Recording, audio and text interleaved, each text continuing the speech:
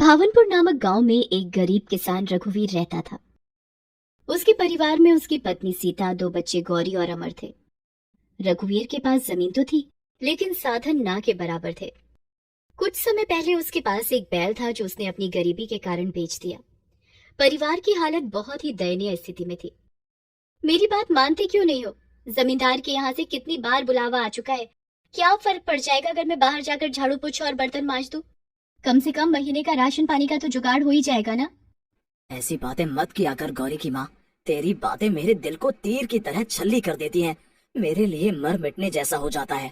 मेरी जोरू किसी और के घर जाकर काम करे? ना ना ना, मेरे से ना देखा जाएगा। मैं तो गांव में अपना मुंह भी नहीं दिखा पाऊंगा। इतना क्यों सोच रहे हो? मैं क्या अपने लिए ये सब सोच रही हूँ? मैं भी तो परिवार के लिए ही सोच रही हूँ। मैं जानता हूँ सीता, लेकिन फिर भी ना, काम करने तो नहीं जाएगी। रघुवीर दिन रात इसी चिंता में घुलता जा रहा था कि वो बच्चों को ढंग का खाना तक नहीं दे पा रहा था। बच्चों के तन पर जो कपड़े थे उनमें भी पता नहीं कितने टुकड़े और कपड़ों के जोड़कर काम चल रहा था।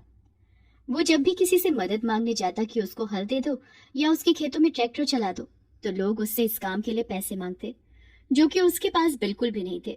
वो उनको दिलासा देता कि फसल अच्छी हो जाएगी तो पैसे दे दूंगा, लेकिन कोई भी उसकी मदद के लिए आगे नहीं आता। एक दिन अपने खेतों में फावड़े से जमीन को खोदते खोदते वो अधमरा सा हो गया। सूखी जमीन पर फावड़ा भी नहीं चल रहा था। उसकी आंखों से पानी निकल निकल कर जमीन गीला कर रहे थे। उसकी आंखों के आगे बार बार अपने परिवार का चेहरा आ रहा था। इस समय वो अपने आप को इतना लाचार और निसहाय महसूस कर रहा था, और गांव का जमींदार गिद्ध की तरह उसकी जमीन पर आंखें गड़ाए बैठा था कि कब वो उससे मदद मांगने आए और वो उसकी जमीन हथिया ले। और ये बात रघुवीर अच्छी तरह जानता था। जमींदार जब भी कभी रघुवीर से मिलता तो हमेशा एक ही बात बोलता। काहे रे रघुवीर, इधर उधर धक्के खात रहता है? कितनी बार तो कहा है जमीन मुझे दे दे, अच्छे दाम दूंगा। आप बड़े लोग हो, जानता हूँ जमीन के अच्छे दाम दे दोगे, लेकिन फिर उसके बाद मैं क्या करूँगा? पैसा तो एक ना एक समय खत्म हो ही जाएगा। अगर मेरी मदद करनी है तो आप अपनी ट्यूबवेल का पानी क्यों नहीं दे देते? फोकट में पानी नहीं मिलता। 1000 रुपए दे दे, मैं 2 दिन पानी चलवा दूंगा। जाओ जमींदार साहब जाओ, 1000 रुपए में 2 ही दिन पानी चलेगा? यानी कि हर बारी जब भी मैं पानी अपने खेतों में चलवाऊंगा तो 1000 रुपए दूंगा। अगर इतना ही अमीर होता तो अपनी ट्यूबवेल ना लगवा लेता। फिर जमींदार और रघुवीर अपने अपने रास्ते चले जाते हैं।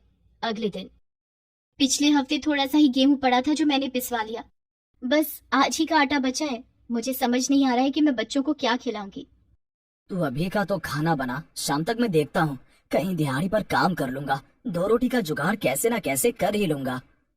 सीता खाना बनाने लगती है और दोनों बच्चे अपने स्कूल जाने की तैयारी करने लगते हैं। वो तो शुक्र था कि गांव में सरकारी स्कूल था, जहां एक टाइम का खाना भी बच्चों को दिया जाता था। खाना खाकर बच्चे स्कूल चले जाते हैं और रघुवीर अपना गमछा उठाकर जैसे ही घर से बाहर जाने लगता है तो देखता है सूट बूट में एक आदमी उसके घर के बाहर खड़ा है। वो उसे बहुत पहचानने की कोशिश करता है। हाँ जी भाई साहब, किससे मिलना है? मैंने पहचाना नहीं। ये बोलकर तो तूने मेरा दिल तोड़ दिया रघुवीर। मुझे लगा था कि दुनिया में कोई मुझे पहचाने या ना पहचाने, पर तू मुझे एक ही नजर में पहचान जाएगा। बस यही थी तेरी यारी दोस्ती। मैं तो तुझे कभी नहीं भूला। रघुवीर फिर ध्यान से उसका चेहरा देखता है और अपने गमछे को फेंक कर उसके गले लग जाता है और रोना शुरू कर देता है। हरी किशन, तुम हरी किशन हो ना? ओ मेरे दोस्त, मैं कैसे पहचानता जब तुम यहाँ से गए तो कितने छोटे से थे। अब देखो कैसे गबरू जवान दिख रहे हो। हे भगवान, मैं कोई सपना तो नहीं देख रहा। अरे ओ गौरी की माँ, देख तो जरा कौन आया है। मैंने तो इन्हें कभी नहीं देखा। कौन है ये? भाभी जी नमस्ते। ये तो बावरा हो गया है, पहेलियां बुझाता रहेगा। मैं बता देता हूँ, मेरा नाम इकबाल है और हम दोनों बचपन से पक्के दोस्त हैं। अच्छा अच्छा, आप ही इकबाल भैया हैं। बहुत बातें सुनी है मैंने इनके मुंह से। आइए भैया, अंदर आइए। हरिकिशन जब रघुवीर के घर के अंदर आता है तो घर की हालत देखकर उसे बड़ा सदमा सा लगता है। दो टूटी फूटी चारपाई, एक रस्सी पर कुछ कपड़े टंगे थे। नीचे जमीन पर एक दरी बिछी हुई थी। ये सब क्या है रघुवीर? तुमने अपनी और घर की क्या हालत बना रखी है? कुछ मत पूछ दोस्त, पता ही नहीं चला, धीरे धीरे सब कुछ खत्म होता चला गया। खेत में पैदावार नहीं होती, मेरे पास तो ट्यूबवेल भी नहीं है। लोगों से पानी मांगता हूँ तो वो पैसे मांगते हैं और मेरे पास पैसे भी नहीं है। जैसे तैसे जिंदगी की गाड़ी बस चल रही है। तो तूने कभी मुझे ये बात बताई क्यों नहीं? ओह, तुम्हारे पास तो मेरा एड्रेस भी नहीं था और इस बीच में कभी गांव भी तो नहीं आया मैं। ये सब छोड़ो और मुझे ये बता कि गांव कैसे आना हुआ और तेरे परिवार में कौन कौन है? शादी वादी हुई तेरी या नहीं? हाँ हाँ भाई, सब ठीक है। बाबा गुजर चुके हैं, अम्मा है और शादी हो चुकी है। मेरी बीवी जरीना और 2 बच्चे भी हैं।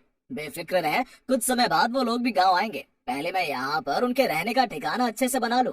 अरे, तू तो इतना बड़ा बाबू बन गया है, फिर गांव क्यों आना?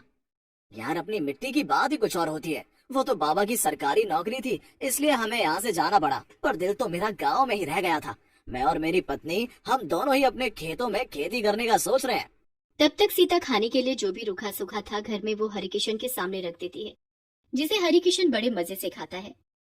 फिर वो रघुवीर को बताता है कि वो और उसकी पत्नी एग्रीकल्चर में प्रोफेसर हैं और उन्होंने नए नए तरीकों की खेती करना सीखा है। अपनी जमीनों पर अब वो खेती करेंगे और गांव के लोगों को भी खेती करना सिखाएंगे। तो एक बार मेरे बारे में भी सोच, मुझे भी कुछ बता। खेत ऐसे ही पड़े हुए हैं। तो फिक्र मत कर, हम मिलकर जल्दी सब कुछ कर लेंगे। अगले दिन ही हरिकिशन रघुवीर के साथ अपने खेतों में जाता है, जमीन का मुआयना करता है और कुछ मजदूरों को बुलाकर ट्यूबवेल लगवाता है। रघुवीर के साथ जाकर वो बढ़िया किस्म के अलग अलग तरह के बीज लेकर आता है। फिर उसे बताता है कि एक ही खेती के भरोसे नहीं रहना है, अब हर मौसम के हिसाब से खेती की जा सकती है। एक ही खेत में अलग अलग तरह की खेती करो। ये बातें सुन के रघुवीर जैसे जैसे हरिकिशन को बोलता है वैसे वैसे अपनी खेती करता है। दोनों दोस्त अपने अपने खेतों में मेहनत करते हैं। हरिकिशन का घर काफी पुराना हो चुका था, इसलिए वो उसे मरम्मत के लिए दे देता है, जो कि अब लगभग पूरा हो चुका था। 2 महीने बीतते बीतते ही रघुवीर देखता है कि उसके खेतों में सब्जियां उग गईं, जिसे वो हरिकिशन की मदद से मंडी में बेचता है और मुनाफा कमाता है। घर आते समय, हरिकिशन, आज तेरी वजह से मैं इतने कम समय में मुनाफा कमा पाया। सच में तो किसी फरिश्ते की तरह मेरी जिंदगी में आया है, जब मैं पूरी तरह नाउम्मीद हो गया था। कैसी बातें कर रहा है? हम दोनों दोस्त हैं और एक दूसरे के काम नहीं आएंगे तो भला फिर हमारा क्या फायदा? सुन, कल मेरा परिवार भी गांव आ रहा है। भाभी से कहना कि अच्छा अच्छा खाना बनाकर रखे। बिल्कुल, मैं अभी सामान लेकर जाता हूँ। रघुवीर अपने बच्चों के लिए फल खरीद कर लाया था। सारे पैसे लाकर वो सीता के हाथों में रख देता है। सच में हरिकिशन भाई के आने से हमारी तो जिंदगी संवर गई। दोस्त हो तो ऐसा। कल हरिकिशन का परिवार आ रहा है, मैं ये सामान लेकर आया हूँ। अच्छा अच्छा खाना बना लेना। हाँ हाँ, मैं सब बना लूंगी। अगले दिन रेलवे स्टेशन से हरिकिशन और रघुवीर हरिकिशन की फैमिली को लेकर आते हैं। सीता हरिकिशन की माँ के पैर छूती है और उसकी वाइफ के गले लगती है। फिर सबको जलपान कराने के बाद वो भोजन कराती है। वाह भाभी, मजा आ गया। बचपन में नानी के यहाँ जाती थी तब चूल्हे की रोटी खाई थी और आज फिर रोटी खाकर मजा आ गया। बच्चे भी आपस में घुल मिल जाते हैं और बाहर खेलने चले जाते हैं। सारे बड़े बैठकर बातें करने लगते हैं और आगे के लिए प्लानिंग करने लगते हैं। हरिकिशन और नंदिनी मिलकर बताते हैं कि अब किस किस तरह की खेती कम समय में की जा सकती है। रघुवीर भैया, मुझे आपके बारे में हरिकिशन ने बताया। आप बिल्कुल भी परेशान मत होना। हम जैसे जैसे बोले, बस 1 साल तक आपको अपने खेतों पर मेहनत करनी है और फिर देखना आप कितना मुनाफा कमाएंगे। क्या बताऊं नंदिनी भाभी, अगर हरिकिशन आकर स्थिति को ना संभालता तो पता नहीं मैं क्या करता। मैं तो पूरी तरह निराश हो चुका था, फिर इसने किसी फरिश्ते की तरह सब कुछ संभाल लिया। बेटा, मिलजुल कर काम करने से ही फायदा होता है। अब हरिकिशन और रघुवीर मिलकर खेती करने लगे। गांव के लोग भी उन दोनों की दोस्ती की सराहना करने लगे। जब भी बात होती तो उन दोनों की दोस्ती की बात चल पड़ती। कैसे एक दोस्त ने आकर दूसरे दोस्त की मदद की और आज उसके हालात बहुत अच्छे हैं। रघुवीर के घर अब सब कुछ सामान्य हो गया। बच्चे अच्छे कपड़े पहन रहे थे और सीता की रसोई में सारा सामान था। रघुवीर भी अब खुश रहता तो खेतों में और दुगनी मेहनत करता। जब भी उसे किसी तरह की सहायता की जरूरत पड़ती, हरिकिशन उसके साथ कंधे से कंधा मिलाकर खड़ा रहता और देखते ही देखते रघुवीर की माली हालत बेहतर से बहुत बेहतर हो गई।